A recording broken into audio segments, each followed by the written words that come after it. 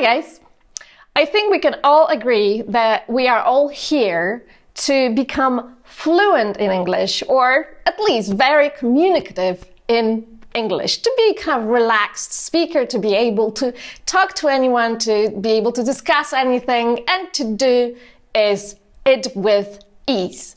So we will talk about fluency today, but before we do so, let me introduce one more concept. What I would like you to notice and to remember is that the most crucial point of your learning, of you becoming fluent, is your mindset, is the way you look at the learning. Learning the language, learning the structures, the words, practicing it, it's not an issue. It's actually very straightforward and it can be done step by step. What is the biggest issue is the way you look at learning, the way you look at practicing, the way you look at acquiring language, the way you look at yourself and other people around you while you're having conversation. The difference between great language communicators or speakers and those who learn for years and still don't have results is just mindset. Nothing else. That's why in my films and in a lot of my communication to you guys, I do talk about my mindset because it's absolutely crucial, and it's something that if you have the right mindset, you're going to learn. And if you don't, you will never learn.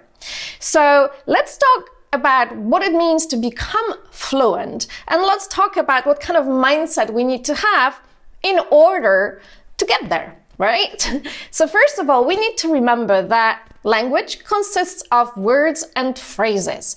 There is a certain amount of words and phrases that you need to know in order to communicate. The number of 2,000 words is a very, very good number to have because it guarantees that you actually understand and can communicate 90% of whatever you want to say, right? So you understand 90% and you are able to communicate 90%. But with this being said, you need to remember about the following things. First of all, you cannot learn those words by heart. Learning them by heart will give you a result as if you were to learn a poem by heart.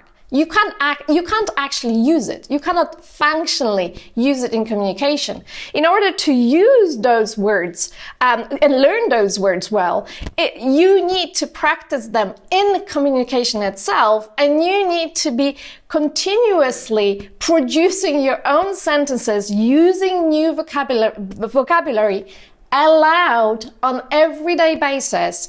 And through that practice, you will be able to learn them well, remember them for good, and actually use them. One thing that I would like you to remember, though, is not to push yourself. You cannot actually functionally learn more, like focus and learn and remember more than 7 units, so 7 phrases, 7 words during one day. So if you want to learn quickly, what you need to remember is not to exceed this number.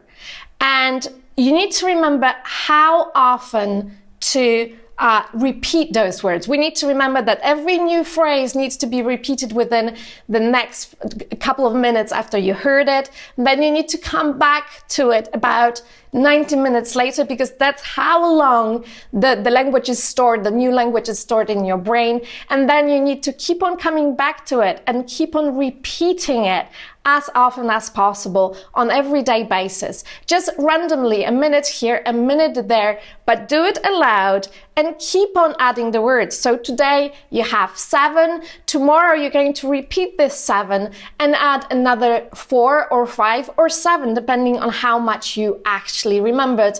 And through such practice, you will be able to actually acquire vast amounts of vocabulary within literally 6 months. So that's our word bank. Second of all, in order to become fluent, you need to habitually use the structure of the language. So English language, like any other language, has its structure. Every sentence is built in a very specific way. And if you watch my movies, you know exactly that there are 4 laws that govern the whole language.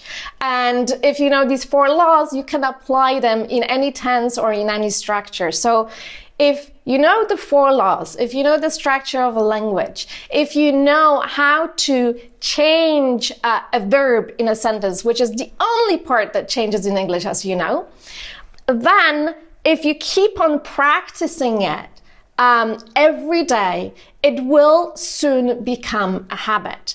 A habit can only become a habit through the amount of repetitions that you do. So in order to acquire a good structure fluently, what you need to do is keep on introducing first of all the main structure of the sentence, and then adjusting it depending whether it's a question or it's an answer or it's a negative, or maybe you're going to change it into past or into the future. So all of these structures need to be practiced on everyday basis, but one after another. You cannot just practice present simple today.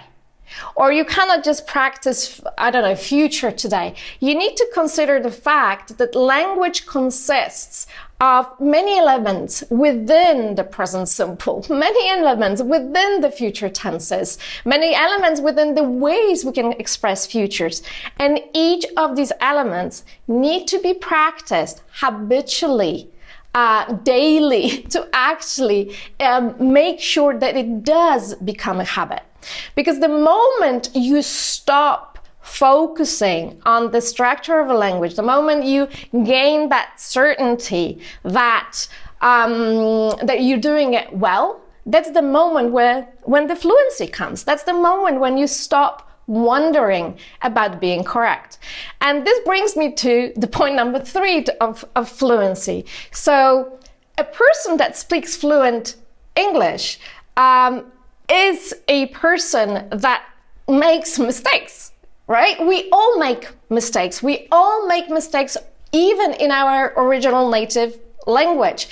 It's normal, it's human, and there's nothing you can do about it. But what you can do about it is notice when you make a mistake. And this is also a sign of fluency. The moment that you can tell that you made a mistake is the moment that you can correct it. And it's the moment that you do. And this is what distinguishes fluent native speakers from non-fluent fluent English speakers from non-fluent English language speakers. The fact that when they notice a mistake, they correct it and they keep on having a conversation instead of freaking out and kind of zoning out and keeping quiet or just getting very, very stressed out. It is normal to make mistakes. You will be making them no matter how well you know the language. But if you know how to correct yourself, you will be able to do it on the fly. So that's another symptom of being fluent. The fourth one that I would like to share with you is that when you become fluent, you stop looking at the smallest elements of the communication. So when you're having a conversation with someone, even if you don't understand a word or two, or even if you don't understand one sentence, instead of, again, freaking out, getting scared, getting really, really worried and stressed out that you didn't understand something and kind of zoning onto that mistake, and not producing or not listening to everything else that's being said, what you do, you just keep on listening. You keep on listening because you know that communication is something that's more important than you understanding everything. In a normal conversation, when you're learning a language, even if you're becoming quite fluent, there are going to be moments where you're not going to understand something. And the only way you can sort it out, the only way that you can manage it, and the most natural way for you to manage it, is to look at the language kind of globally. Remember that speaking English, having a conversation in English is all about having communication, right?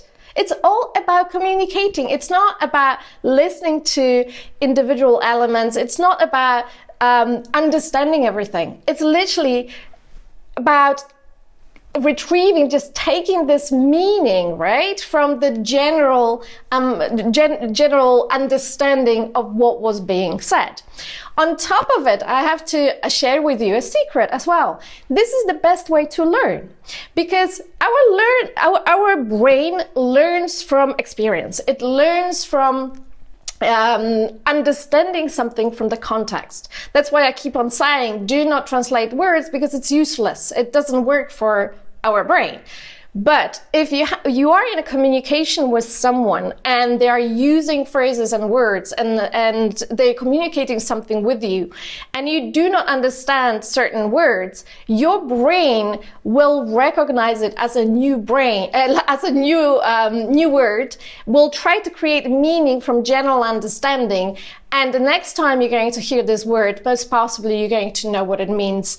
Or like 2 times later, that's when it's going to happen for you. So the brain always needs to build on something. So if you understand the general communication, then whatever falls into these smaller elements which you might not understand, it's going to be noticed by the brain as something new, and it will be attached to something that you already know, and you will be able to use it in the future.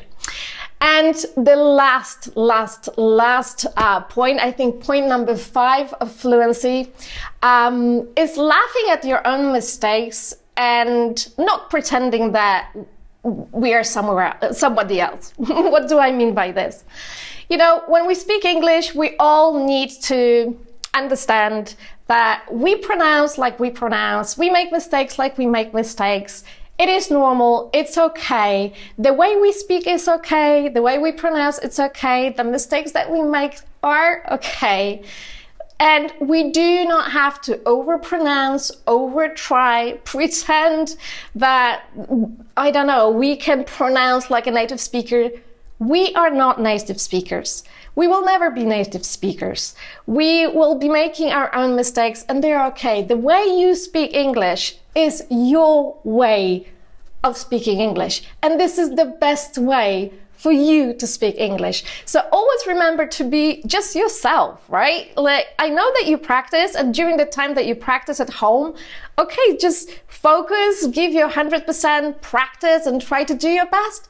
But when you have a conversation with somebody, just go with the flow. Don't observe yourself. Don't criticize yourself. Don't think that you might sound off. Just focus on communication. When mistakes come, laugh at them, they happen, and continue having a conversation with the person that you're conversing with. That's a sign of fluency. And what's important, and what I would like you to remember, guys, is that you're not gonna get there tomorrow, which means you need to make mistakes first and be fluent later. Just keep on trying, keep on going. And what I want you to notice, guys, is that fluency is the final result of your practice. Fluency doesn't happen on day week one, month 1. It actually takes practice. As I was saying earlier, it takes a habit that is built, that allows us to speak naturally without hesitation, calling on those words to come to us, and use them without effort and without actually thinking. And focusing on communication and not the structure of the language, on the global picture and not the small elements. And it really does take everyday practice. Do not push yourself. Do not expect fluency from yourself after the first week or first month. Just practice consistently. Practice aloud. Remember not to push yourself. Remember that there are only 7 words that you should be working on a day without translation. And remember to introduce all of these structures slowly, step by step, so your brain has a chance to build on the knowledge that it already has. If you practice like this, within a few months, you will become fluent. But it is a few months of everyday action and speaking aloud and practicing and making loads of mistakes on the way. So good luck with those mistakes. The more you make, the better it is, because it means the more you learn. So keep on going, keep on trying, and soon you will achieve fluency as I was describing it today. Good luck, guys. Take care. Bye bye.